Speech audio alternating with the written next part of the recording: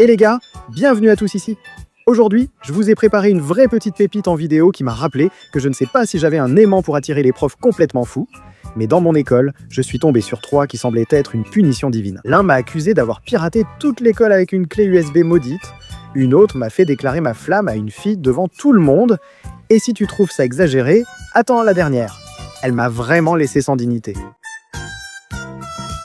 À mon école, un prof d'informatique était obsédé par les virus. Il ne se contentait pas de prendre soin des ordinateurs, il les vénérait. Le gars voyait les clés USB comme des grenades, et dès qu'il en croisait une inconnue, il te fixait comme si tu risquais de faire tomber le Pentagone depuis la salle info. Et moi qui ai toujours eu une malchance incroyable pour me retrouver dans des ennuis, sans le vouloir, j'ai fini par être son bouc émissaire parfait. Parce qu'un jour, juste pour avoir pris une clé USB prêtée par Panzas pour imprimer un devoir, ce monsieur avait juré que j'avais piraté toute l'école. Et j'ai fini debout devant le laboratoire avec une pancarte qui disait « N'apportez pas de clé USB infectée ». Alors que la moitié du collège me fixait comme si j'étais le créateur du Covid version USB. Le problème, c'est que ce jour-là, j'avais un devoir en PowerPoint qui valait un max de points, et comme mon imprimante à la maison était plus morte que ma motivation à étudier, j'ai pris une clé USB que m'a prêtée Panzas, et je me suis dit « Tant pis, je la branche vite fait, j'imprime, et c'est tout ». Nous sommes entrés dans la salle, le prof a fait l'appel.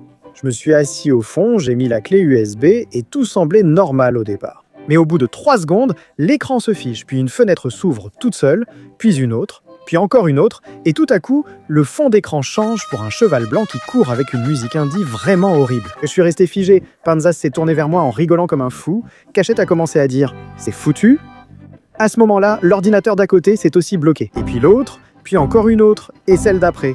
Jusqu'à ce que sur 5 machines, le même cheval infernal apparaisse. Le prof entend le bazar. Il se retourne, me voit avec la clé USB à la main et pousse un cri de méchant démasqué. « Débranche-la, Manuel, débranche-la !» Je l'ai retiré en vitesse. Mais c'était déjà trop tard parce qu'un ordi a commencé à ouvrir une vingtaine de fenêtres Internet Explorer et un autre s'est redémarré tout seul. Toute la classe m'a regardé comme si j'avais lancé un missile.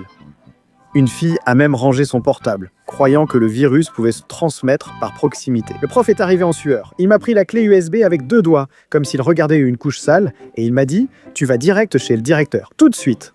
Je lui disais encore « Prof, j'ai rien fait, la clé n'est même pas à moi ». Mais le monsieur était déjà en mode FBI du cyber. Il m'a sorti de la classe, il a appelé le responsable informatique. Et pendant qu'on attendait le technicien, il m'a mis la pancarte S dans les mains pour que je serve d'exemple. Non, sérieux. J'étais dehors, l'air d'un voleur technologique, tandis que les élèves de première année lisaient la pancarte et riaient. L'un d'eux m'a même demandé « C'est toi qui as fait tomber le saté ?» Un autre m'a dit « Passe le bonjour à Anonymous ?» Au fond de moi, j'avais envie de mourir. Mais le pire restait à venir. Le coordinateur, très calme et ressemblant à un docteur en informatique, a pris la clé USB, l'a branchée sur une autre machine isolée, l'a vérifiée et a dit « Elle est propre ». À ce moment, j'ai senti que Dieu m'embrassait le front.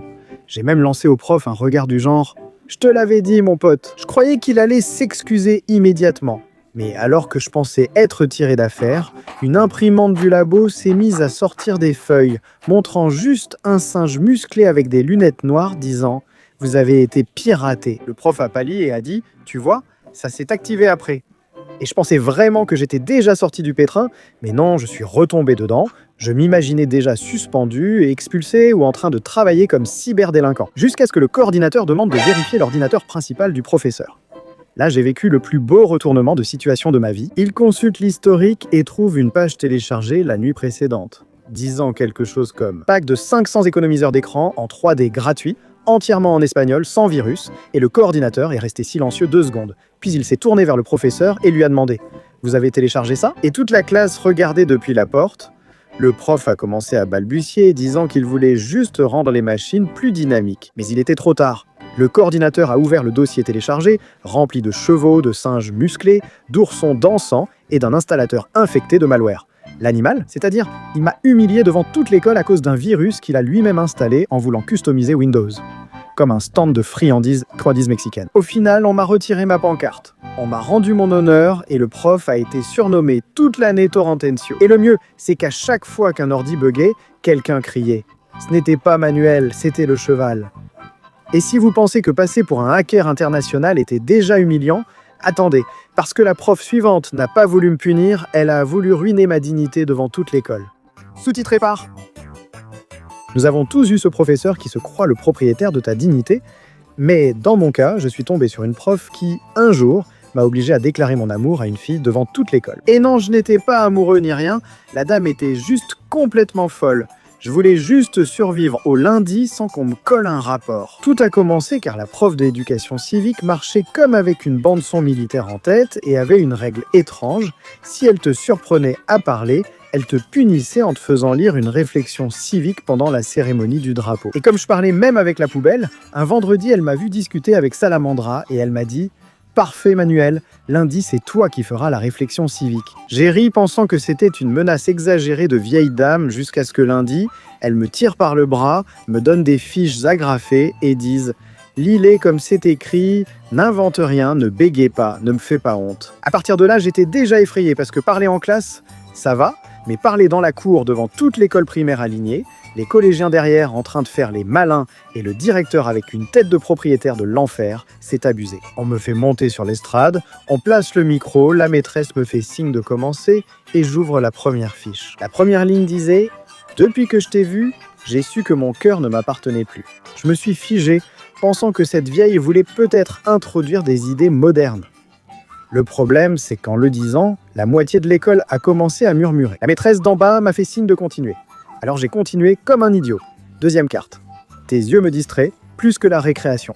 Là, les élèves de 6e ont commencé avec le « ou » troisième carte. Quand tu passes devant mon bureau, même mon goûter devient nerveux. À ce moment-là, je voulais disparaître sous terre et réapparaître à Dubaï. Parce que j'ai bien vu que la petite Marianita, la plus studieuse du groupe, devenait rouge comme une tomate pendant que ses amis la poussaient, pendant qu'elle était morte de rire. Ce n'était pas une réflexion sur le civisme, mais une lettre d'amour scolaire survoltée. Et j'ai essayé de m'arrêter et de regarder la maîtresse pour qu'elle me sauve, mais la dame a cru que je faisais le malin et elle m'a crié par geste « Lis !» Alors sans le vouloir, j'ai doublé la mise et j'ai lâché la dernière phrase qui disait « Si tu me donnes une chance, je promets de partager même mes chips à la crème et aux épices avec toi. » Sans déconner, la cour a explosé. Certains applaudissaient, d'autres criaient « Regarde ça !» Le professeur a retiré ses lunettes pour ne pas voir ce qui venait de se passer. Et Marianita voulait disparaître. J'étais déjà officiellement humilié, enterré et maudit. Mais c'est là que le plus beau est arrivé. La professeure, furieuse, est venue m'enlever les cartes, les a vérifiées et est devenue toute pâle. Il s'est avéré que ces petites feuilles avaient été confisquées à Calaca vendredi parce qu'il voulait les passer à Marianita. Et comme les deux choses étaient agrafées sur des petites cartes identiques, cette idiote m'a donné la lettre au lieu de la réflexion. Autrement dit, elle m'a utilisé comme pigeon voyageur premium, devant toute l'école. Et elle a demandé pardon ? Bien sûr que non. Elle a dit « Il y a eu une confusion, retournez en classe ». J'ai répondu « Oui, bien sûr ». Depuis ce jour-là, on a arrêté de m'appeler Manuel pendant 2 mois et on a commencé à m'appeler le poète civique. Et Calaca était tellement vexé qu'en plus, il m'a reproché « T'as vraiment abusé. Tu m'as volé mon événement canonique. » Mais si le fait de déclarer accidentellement mon amour à une fille était déjà complètement fou, ce qui vient après, c'était vraiment l'humiliation version sportive. Parce qu'un prof m'a transformé en pub ambulante pour le ridicule. On a tous eu ce prof d'éducation physique qui ne ressemble pas à un enseignant, mais plutôt à un militaire à la retraite avec des traumatismes non résolus. Dans mon école, on appelait le mien le sergent parce qu'il ne parlait qu'en criant. Il sifflait comme s'il entraînait l'équipe nationale et il avait une philosophie vraiment tordue. Selon lui, la honte forgeait le caractère.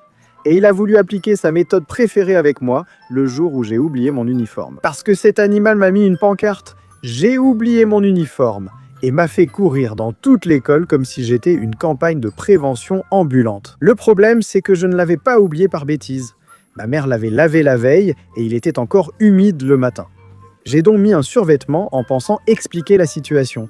Oui, bien sûr. Le sergent trouvait une excuse et partait au quart de tour. Dès qu'il m'a vu aligné en survêtement, il s'est approché doucement, m'a scanné de haut en bas comme un juge de concours et m'a dit « Très à l'aise, n'est-ce pas ?» Je lui ai expliqué l'histoire de l'uniforme mouillé, mais il ne m'a même pas laissé finir. Il est allé dans une remise qu'il appelait « Objet trouvé » et en est sorti avec 2 objets dignes d'un film de punition scolaire. Un short phosphorescent gigantesque, comme pour un clown athlète, et un carton attaché avec une ficelle. Sur le carton, c'était écrit au marqueur rouge avec des lettres aussi grandes qu'une dette. J'ai oublié mon uniforme. Et j'ai pensé que ce n'était qu'une menace pour faire peur, jusqu'à ce qu'il me mette le short par-dessus mon pantalon, puis il m'accroche la pancarte sur la poitrine, écrit « 3 tours de l'école pour que tu arrêtes d'oublier ». Putain. À ce moment-là, j'ai su que ma dignité allait mourir en trottinant. Je suis parti rouge de colère pendant que Schultas et Panzas étaient déjà pliés de rire. La première fois, j'ai encore réussi à tenir le coup, même si le short me tombait tout le temps et que je courais avec une main pour le retenir et l'autre pour tenir le carton pour ne pas m'étrangler. La vraie humiliation a commencé devant l'école primaire. Un gamin a lu mon panneau, un autre a crié « Il l'a oublié, il l'a oublié ».